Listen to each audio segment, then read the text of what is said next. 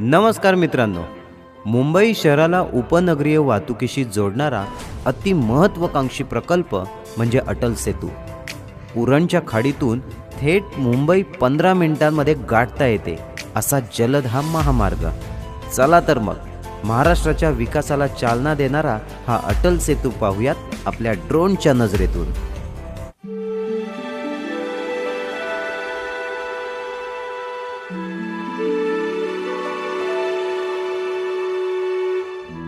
नवी मुंबई संपून बेलापूरची खाडी ओलांडल्यावर रायगड जिल्ह्याची वेस लागते. येथेच हवाई वाहतुकीला दुसरा पर्याय म्हणून दिबा पाटील आंतरराष्ट्रीय विमानतळाची निर्मिती होत आहे. याच विमानतळाशेजारील उल्वे, बामणडोंगरी या गावांमधून मुंबईला जोडणारा हा अटल सेतू जातो.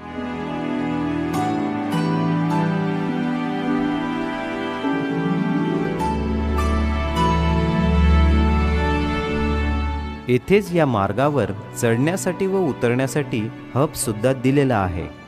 भविष्यात वाहतूक कोंडी होऊ नये म्हणून 6 पदरी असलेल्या या हायवेला चढण्या उतरण्यासाठी 2-2 पदर हे वाढीव दिलेले आहेत.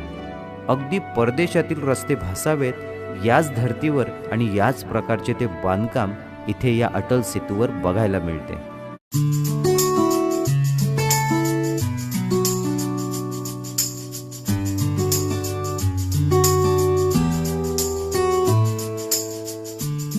मुंबई पारबंदर प्रकल्प म्हणजेच आजचा अटल सेतू हा मुंबई महानगर क्षेत्रामधील एक प्रकल्प असून अरबी समुद्राच्या ठाणे खाडीवर 22 किलोमीटर लांबीच्या व भारतातील सर्वात मोठ्या पुलाद्वारे दक्षिण मुंबईतील शिवडी हा भाग नवी मुंबईसोबत जोडला गेला आहे.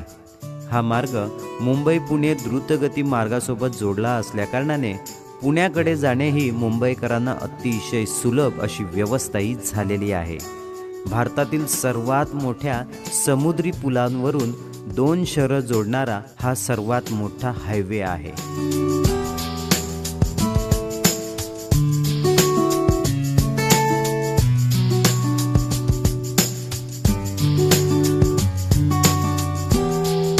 तसेच प्रस्तावित नवी मुंबई आंतरराष्ट्रीय विमानतळ देखील दक्षिण मुंबईहून कमी अंतरात गाठता येते.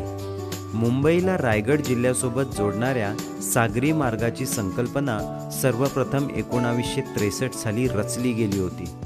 महाराष्ट्र शासनाने या प्रकल्पामध्ये सुरुवातीस फारसे स्वारस्य न दाखवल्यामुळे व राजकीय रस्सीखेचामुळे हा प्रकल्प बासनातच राहिला.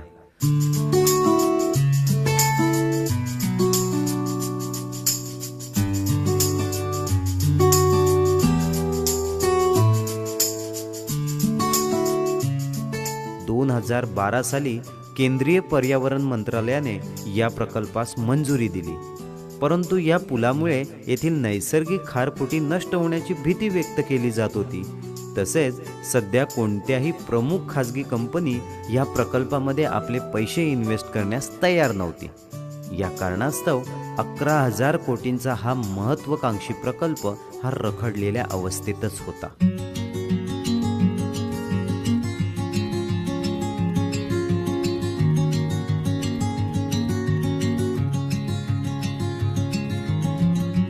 सागरी सेतूमुळे मुंबईहून नवी मुंबईला जाण्यासाठी सध्या जे 2 ते 3 तास लागतात ते फक्त अंतर 15 ते 20 मिनिटं लागणारे ठरेल. मुंबईच्या अनेक सार्वजनिक वाहतूक व्यवस्थेवर व आजूबाजूची लोकसंख्या पाहता या यंत्रणेवर होणारा ताण हा आणखी कमी होण्यास महत्त्वाचे ठरेल.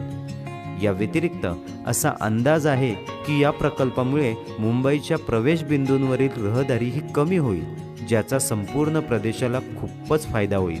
आणि नवी मुंबईतील नवीन विमानतळाचे काम जवळपास पूर्ण झाले असल्याने हा पूल मुख्य भूभागापासून विशेषतः सकाळ आणि दुपारच्या वेळेस चांगल्या कनेक्टिव्हिटीची हमी देईल. शिवाय MTHL मध्य आणि दक्षिण मुंबई ते पनवेल प्रवास मोठ्या प्रमाणात सुलभ होईल. शिवाय अशी गणना केली आहे की पुलाच्या वापरामुळे कार्बन डायऑक्साईड जो प्रतिवर्षी 25,000 टनाने तयार होतो तो कमी होईल आणि 1 कोटी लिटर या इंधनाची बचत सुद्धा होईल.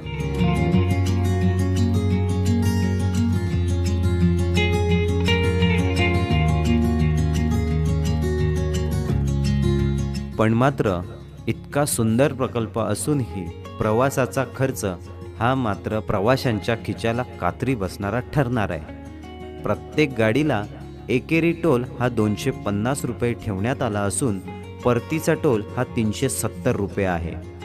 मूळ टोलच्या 1.5 पट ही एवढी रक्कम आहे। मुंबईला जोडणारा हा आता सर्वात महागडा टोल रस्ता म्हणून गणला जातो। वांद्रे वर्ली सिलिंग हा फेऱ्यासाठी 127 रुपये तर एकेरी फेऱ्यासाठी 85 रुपये एवढाच टोल आकारतो।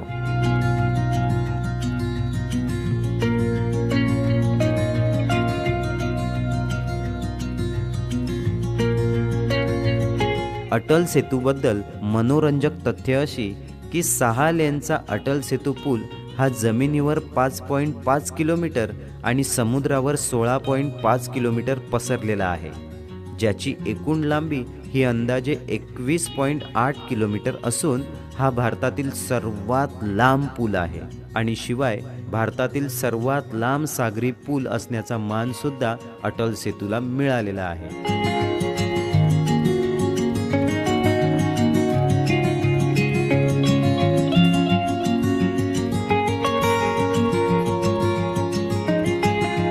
ओपन रोड टोलिंग म्हणजेच ORT प्रणालीसह MTHL हा भारतातील पहिला सागरी पूल आहे जो टोल बूथवरून 100 किलोमीटर प्रति तास या वेगाने गाडी न थांबवता आपण प्रवास करू शकतो। एक जबरदस्त अभियांत्रिकी व अतिशय सुंदर सुसज्ज असं स्थापत्य यांचं कॉम्बिनेशन मिळून हा अटल सेतू तयार करण्यात आलेला आहे। महाराष्ट्र सरकारचे अधिकारी दावा करतात की MTHL हे परिवहन प्रकल्पाव्यतिरिक्त आर्थिक वाढीचे इंजिन आहे। हे एक नवीन पुरवठा साखळी स्थापन करेल ज्यामुळे मुंबई आणि मुख्य भूभागादरम्यान मजूर, पूर्ण झालेला माल आणि कच्चा माल यांच्या प्रवासात ने-आण करण्यासाठी सुलभ ठरेल।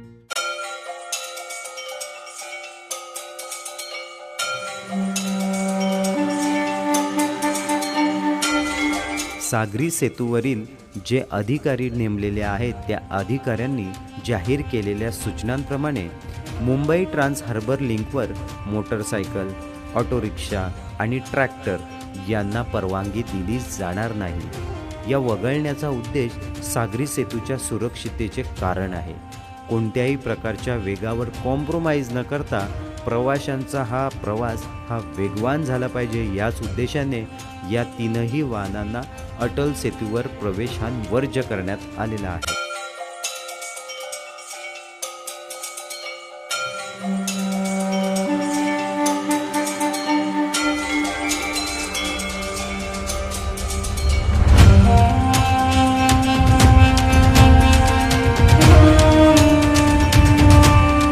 मित्रांनो, अशा प्रकारे भारतातील सर्वात महागडा टोल रोड अटल सेतू हा पाहिला।